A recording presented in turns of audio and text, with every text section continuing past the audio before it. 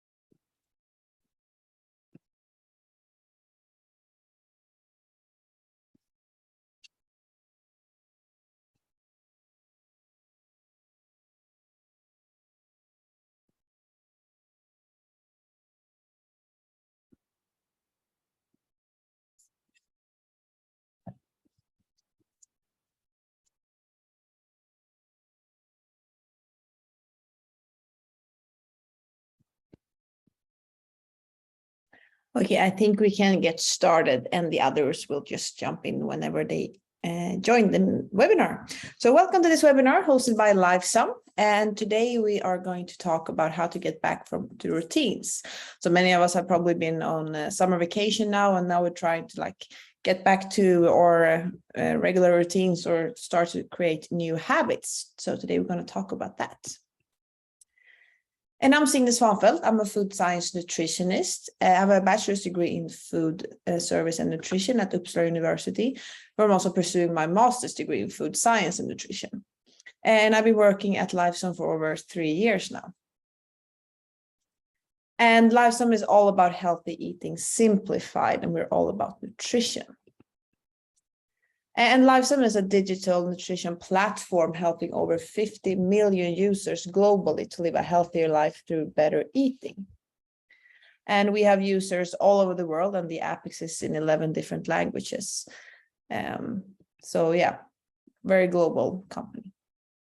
And the app looks like this today. So we have your diary where you can see your daily intake of energy and macronutrients. We have a recipe section with over 1,000 recipes. And then to the right, you can see how it looks in the tracking view when you add all of the food you eat. So we have different food ratings. You can see the macronutrient distribution of the meal and the food details. So the agenda for today is that we're going to talk about what constitutes a healthy diet and how better eating impacts your physical and mental health. And then we're going to go into habits and how you can create the habits and creating routines. And then if you have any questions during the webinar about this webinar or nutrition in general, you can just type in the Q&A box or in the chat box, and I will get to those in the end of the webinar. So first of all, let's talk about the importance of a balanced diet and how our food and lifestyle choices affect our well-being, because that's a very good base to have before diving into all of these other topics.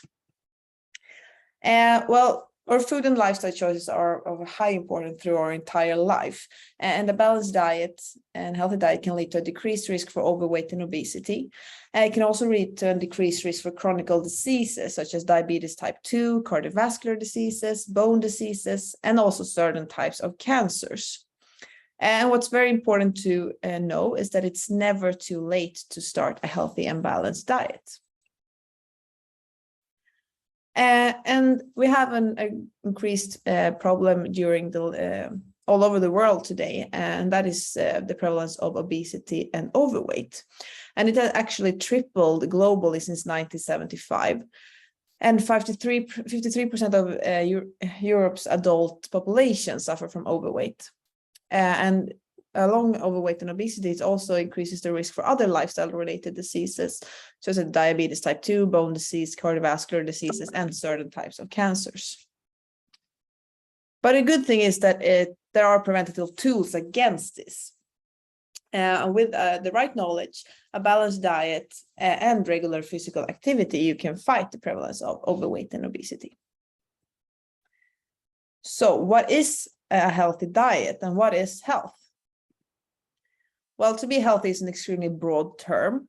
It includes various aspects such as our mental health, that we should feel good in our minds, our physical health, that our body works as supposed to, that we are without pain, that we can run if we want to run, that we can sit without having any pain. It also includes to get enough recovery, that we get enough sleep and rest during our lives. And also a balanced diet, of course, and a good relationship towards food. And a good relationship towards food is really important as well, because it can go it can be a bit too much sometimes, where people start to think about what they eat in an extreme way as well. So they like focus only about that and not how they actually feel. So a good relationship towards food is also really important. And to have a high enough energy levels is also highly important when it comes to health.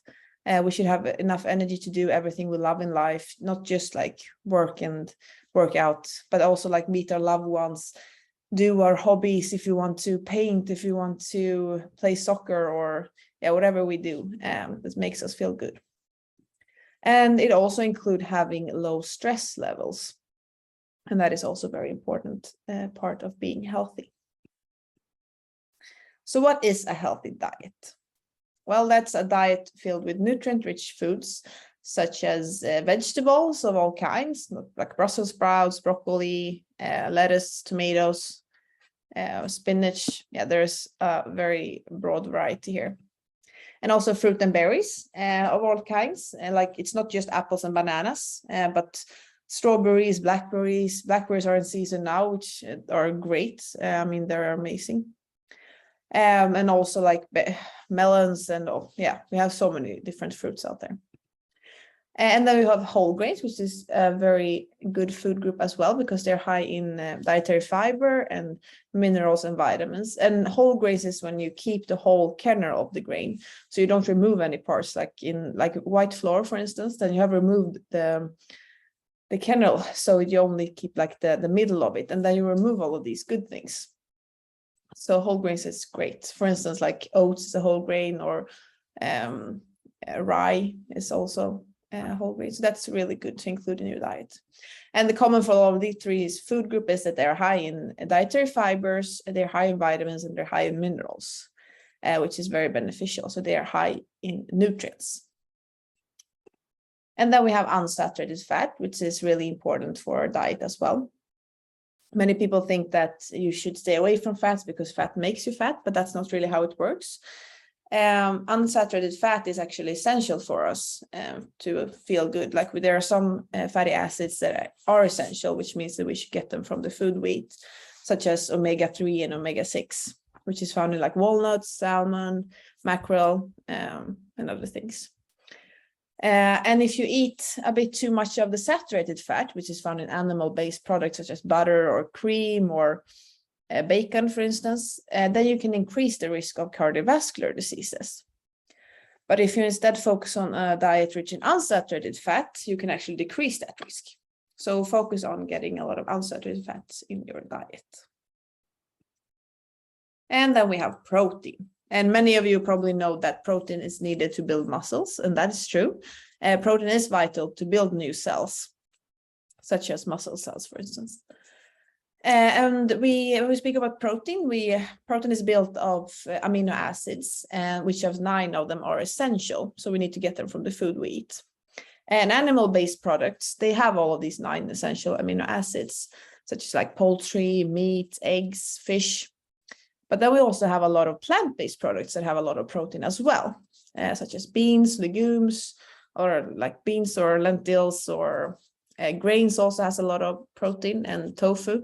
But if you eat a strictly plant-based diet, it's important to vary your intake of protein, because you want to get all those 9 essential amino acids, but certain foods that are plant-based sometimes only contain a few of them. So if you combine 2 or more, you get a full protein value instead. So like you can, of course, reach your protein requirement on the plant-based diet, but you just need to think about to vary your intake a bit. And then we have some food that we need in smaller amounts. And that is nutrient-poor and energy-dense foods such as candy or cookies, soft drinks, chips, ice cream, and energy drinks. And the reason why we should only eat a small amount of these foods is because they are poor in nutrients, but they're high in energy. So then it can be quite difficult to get enough nutrients that we need, but still stay within our energy requirements. So then we either go over our energy requirement or we get too few nutrients in our diet. And why is food so important? Well, first of all, it provides us with energy, which is vital for us to live, and make sure that we have a balanced energy level throughout the day as well, so we have the energy enough to do all the things we want to do. It also provides us with essential nutrients, such as mentioned before, like the protein needed and all the essential fatty acids, for instance, and also the vitamins and minerals, where many of them are essential. It also ensures that our body and all its organs works as supposed to, both short and long term. So that our heart pumps as it should, that our lungs can expand, and that our blood flows and our muscles have enough energy as well. It also contributes to normal growth and development, and that's of extra importance for those in the growing phase, such as children or teenagers. But it's also important for adults because we constantly renew our cells. So that is very important. And then it also prevents disease, as I previously mentioned. And then last but not least, we also have a very important part of food and eating, and that is the social aspect. I mean, food is a time when we can, like, when we have our meals, we gather our loved ones and we can sit down and enjoy something together that we love. And it's also so much cultural impacts in food as well. So that is very important. And then we have hydration. And that is, as probably you know, is very vital for our well-being. We need water every day to survive and to feel good. And it's needed for our brain, for our lungs and heart, blood, skin, digestion, like so that our stomachs works as supposed to, and for our eyes and basically the entire body. And I also often get the question, like, how much water should you drink in a day? And that is very individual. Like, there are like some general recommendations, but it's super difficult to recommend an exact amount because it all depends on our body composition, how much physical activity, like how much we sweat, the weather that we live in, and also the diet, because we get a lot of water from the diet we eat as well. Like if you eat a lot of watermelon or peaches, apples, which is high in water, then you tend to need less water from drinking. And a great way to remind yourself to drink water is to use the water tracker in the Lifesum app, where you can track how much water you drink during a day. So it can be quite fun, like a challenge for yourself to see how much you drink and if you need to increase that. And a good way to see if you are properly hydrated is to check the color of your urine. So if it's dark and kind of concentrated, you probably need more fluids in your diet. But if it's light, then you are probably properly hydrated. So that is a good general recommendations you can do. And with that said, like, it's really important to have a balanced view of your diet. You need to remember that it's not one single food item that is so healthy that you should eat it all the time, and nor is something so unhealthy that we never can eat it. So the key here is to have a balanced and healthy diet in line with your energy requirements. So now we have some basics around food and nutrition. So how do you create healthy routines? Well, people tend to think that you need to go from 0 to 100 overnight, and like starting a super restricted diet or having a too large calorie deficit or trying an excessive workout plan. And many also tend to like put everything at once. So they're going to start going to the gym 6 times per week, and they're going to start a super restrictive diet, and it all gets too overwhelming and too much. And that often leads to failure and the feeling that you're like, you couldn't succeed. But instead, it's better to like create sustainable habits and start easy. I mean, take one step at a time, start with one small change in your life, because quick fixes and extreme diet often lead to failure. And it's really important to be kind to yourself. I mean, you have your body and you're going to live with that all your life. So it's really important to be kind and taking one small step at a time. Because steady and sustainable keys is the key to success. And many tend to think that if they're going to create something new or start a new habit, they need to take away things from their lives. And that's rarely a good way to go either, because if you like take away all the things we like and think that is the way to go, then we also tend to like start like falling back on that as well. So it's better to think about all of the good things you can include, or what healthy habits you should include in your life, instead of things that you should remove. For instance, like if you tend to be super in the mood for something sweet in the night every day, and like aim at the candy locker all the time and start to eat a lot of candy in the night, then it can be like a good thing to remember for the next day. Okay, but why did I have such a sweet tooth during the night? Maybe I should start eating a lot of good foods and healthy and nutritious food during the day. Make sure that I have like balanced meals all through the day, and maybe that will decrease my need for something sweet in the night the day after. So think of all the good things that you can include in your life instead of the things you should remove. That is a good way a mindset to have. And here are some examples of like good and healthy habits that you can include in your life. You can start to drink like 1 to 2 liters of water per day. And that's a good way to use the Lifesum water tracker. You can start to eat at least 1 serving of vegetables today. I mean, if you haven't eaten any vegetables at all, that's like a amazing increase in that case. And you can also like make sure to just give like each meal and yourself the time it deserves. So like sit down while eating and chew the food properly and eat slowly, and like really appreciate the food you eat, because many of us are living such a stressful life now. So we just like tend to grab something on the go and then we just eat it while we're going somewhere else. And I mean, each meal deserves like its time and appreciation.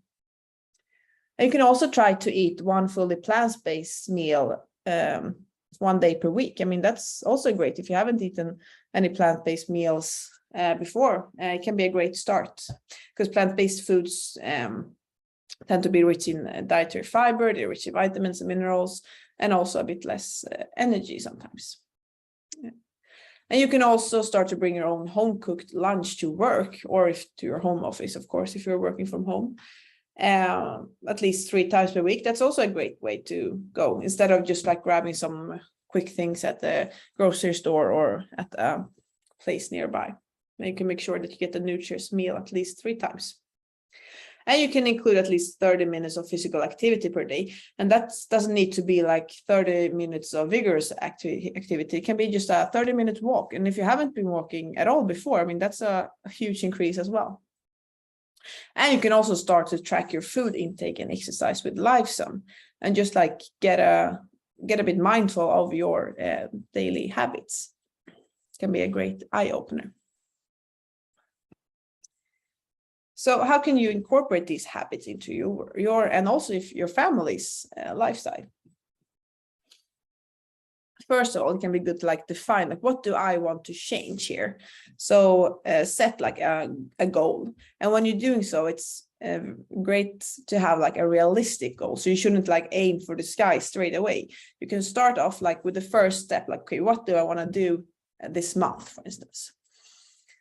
And when you have defined your goal, you can write it down, and also the reason behind why you want to achieve it. Because if you don't know the reason why, then it can be super difficult and vague to grasp that goal. So set your why, and then also like the victory, like what do I actually gain from reaching this goal? And if the goal is still feeling pretty like far away, you can set milestone goals and be really proud of yourself for reaching those as well. And it can also be great to like boost your motivation. Try to do it together with a friend or like a family member and keep track of your streak. For instance, like if you want to start tracking your food intake, you can see the streak in the Lifezone app, and then you can like challenge each other a bit and like, oh, I have like 18 days now. How many have you? And start to help each other out.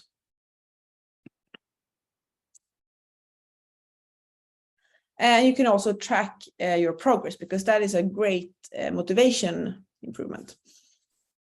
So you can both like track your food intake, you can track your water intake, your exercise, vegetable intake, or fruit intake. Because when we do this, like it can really increase the motivation to see like our journey and see how we actually constantly are making more mindful and more nutritious choices.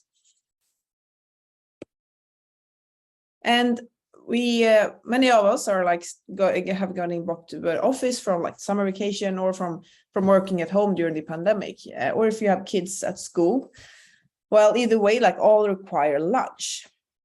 So how should you build like a healthy and nutritious lunch when working? Well, first of all, like try to help out yourself as much as possible.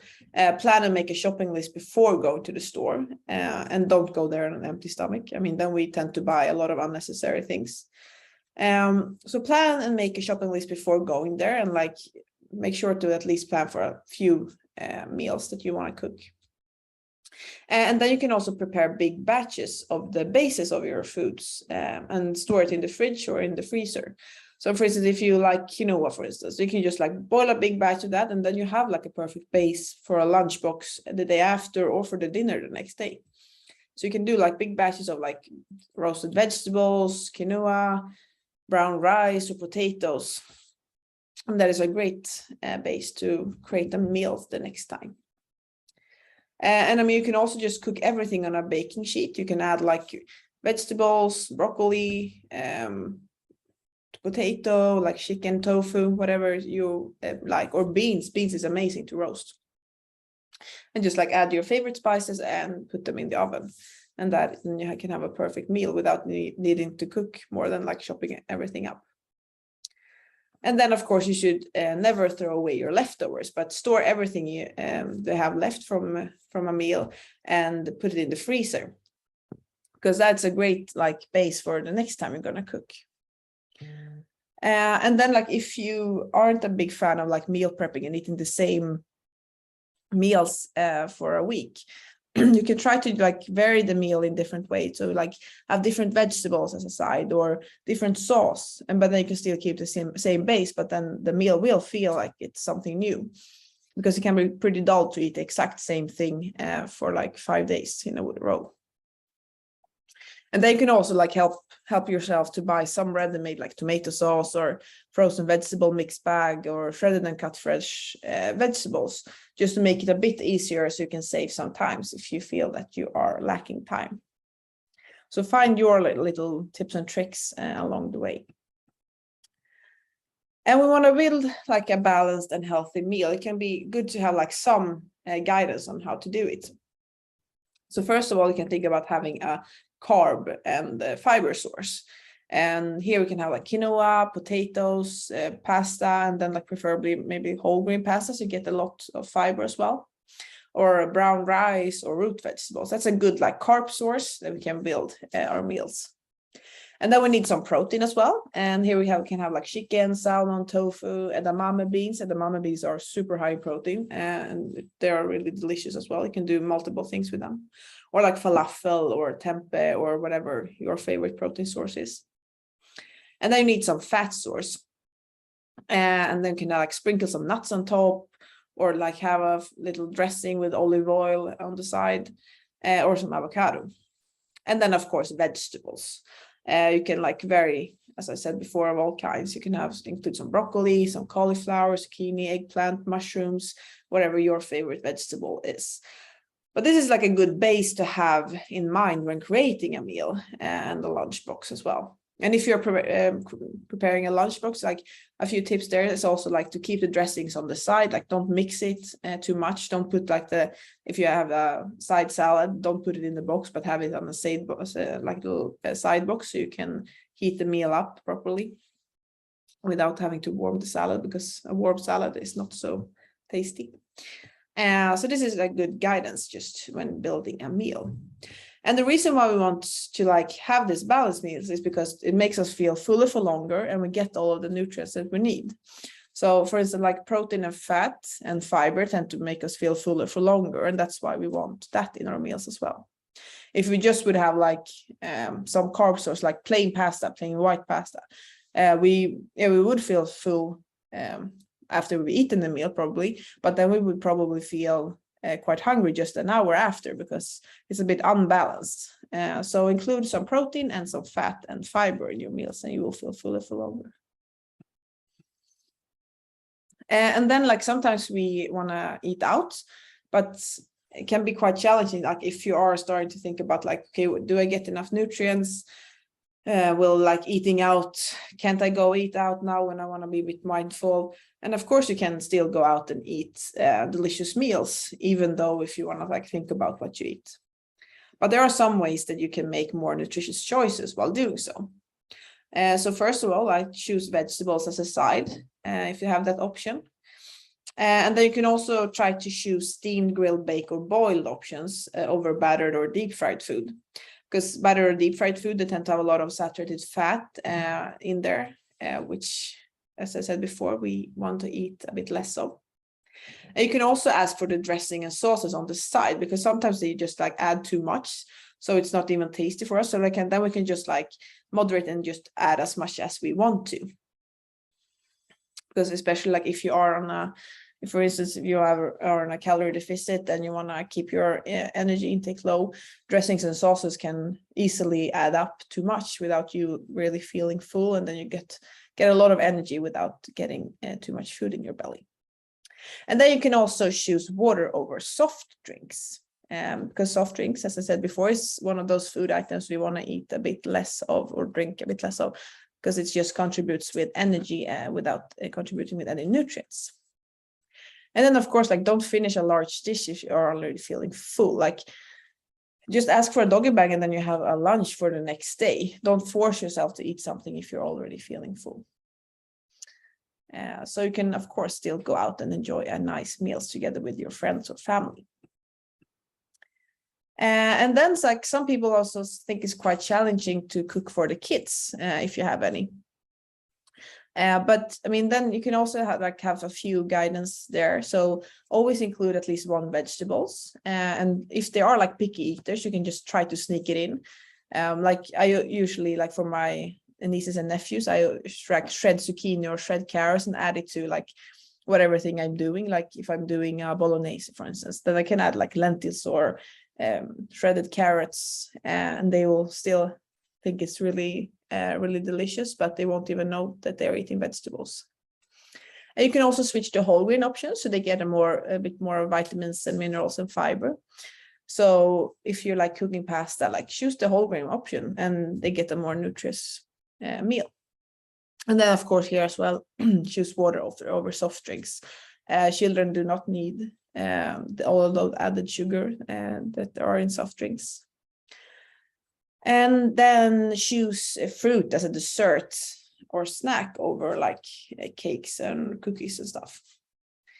And if they are like a picky eater, you can include like smaller amounts of several options, and then they can just like pick and choose whatever they feel like eating. And it can be really good to like involve them in the cooking as well. Involve them like going to the grocery store and let them choose the vegetables that they want to try.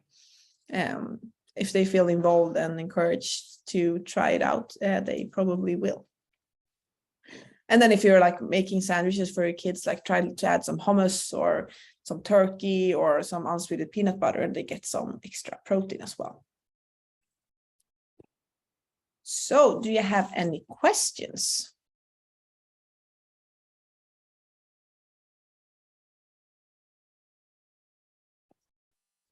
And if not, thank you so much for listening to this webinar.